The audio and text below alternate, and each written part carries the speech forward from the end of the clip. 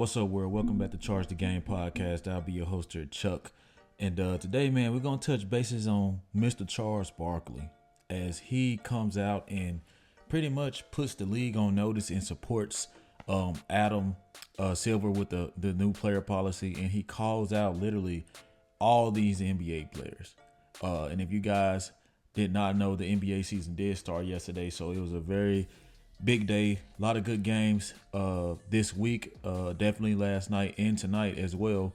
But I want you guys to listen to what Charles Barkley said, and I want to come back and give my synopsis on how I feel about this. You guys take a listen. Not advantaging anyone.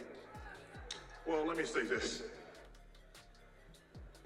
I'm talking to the players, man. Forget the ownership, forget the fans. As a player, if you're going to make $50-60 million a year to play basketball 3 or 4 days a week, play basketball, man. Now, if you're injured, don't play.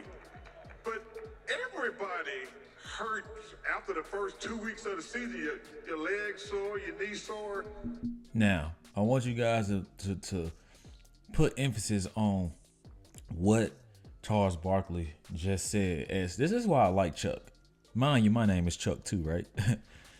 But anyway, this is why I like Chuck. Though he may not enunciate his words the best, one thing he's going to be is brutally honest. And he don't really care how you take it. And I support that, right? He's literally preaching what I always preach. What do I always say? You literally have the average person, right? The average person will not see $1 million.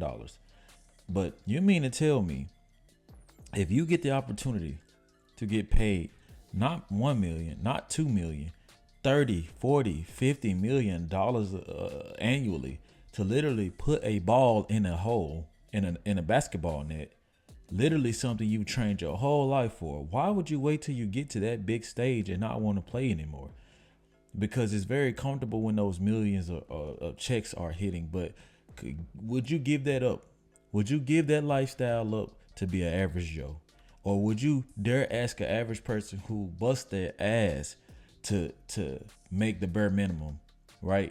Trust me, I'm nowhere near an NBA player, but if I got a chance to get the minimum, I mean the minimum, I don't give a damn if I'm knocking eye sockets out in the crowd. I'm going to shoot that ball any chance I get.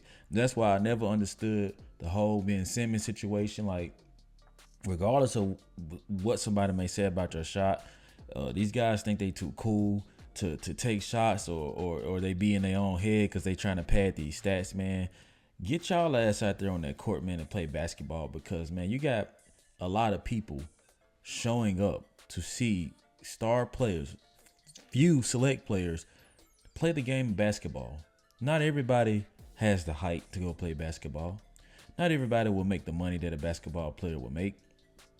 Not everybody can afford season tickets, but the few people who do go out and work hard for the bare minimum and they don't receive $800,000 or $1 million per game, or you make their salary in the first quarter. You got to think about these NBA players make a person's salary, annual salary in 1 quarter, probably half a quarter, a few seconds. Isn't that crazy? That's insane.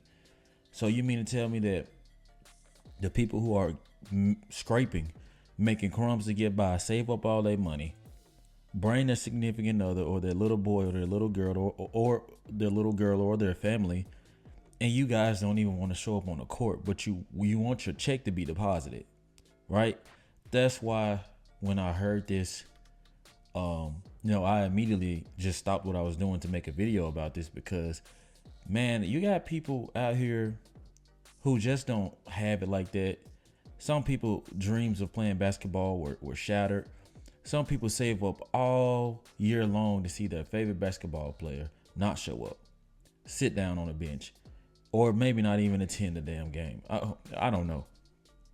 But Charles Barkley really touched home with this, man, and he just said it loud and clear. Mind you, he was supposed to go to commercial break, but he really wanted to get this off his chest, as this is something that has been bothering him. And we already know not everybody in the league does this load management shit. It's been getting on my nerves. It's been killing the NBA ratings, and it has simply gotten out of control, right? So let's keep listening to what Mr. Charles Barkley is saying. If you're injured, I don't want you to play. But the notion that, number one, bless these guys. You're making 30, 40, $50 million to play basketball 4 days a week. 4 days a week. 30, 40, $50 million to play basketball 4 days a week, 3 to 4 days a week. The hardest you will have to play is if your team makes it to the playoffs, right? Because that's when you guys are really playing wall-to-wall basketball. You're not doing it in season. You're just kind of coasting and playing more offense than defense. That's the name of the game, right? So you guys, so I understand what he's saying. Like, if you're injured, don't play. But everybody's not injured. Everybody's not injured. It's just a pathetic excuse for people to take nights off, man. That's what it is, man. You got, like I said, 3 to 4. Give me 3 to 4. Think about this. Give me 3 to 4 nights a week, right? To play basketball, which is what, 2.5 hours, 3-hour game. Okay, that's 3 hours per week. 3 times 4 is 12 hours, right? 12 hours of pure basketball. When you got people working 12 hours a day, night shift, overnight, second shift, third shift. And when you look at that compared to the greater scale of an NBA player, it's no excuses. And it's time to cut that shit out. And I'm very glad that Adam Silver is on the forefront of this and, leading the charge on this, because like I've been saying, the NBA has to take back the league. Like there has to be some type of rules set in motion for these players to abide by. You know what I mean? It's just gotten out of hand, and it's because the simple, what do I say? Like, it's gotten out of hand, and it just needs to be controlled a lot more better. Not even a little bit, a lot more better. But let's keep listening. Y'all got the best shoes. You got the best medical staff. You got these guys sleeping in chambers. Oh my goodness. This dude is preaching the word.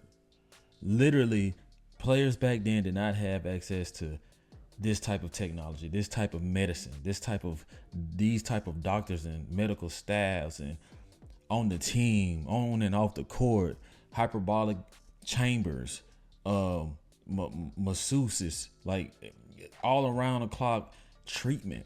And these are the most fragile NBA players ever, because these boys aren't durable at all.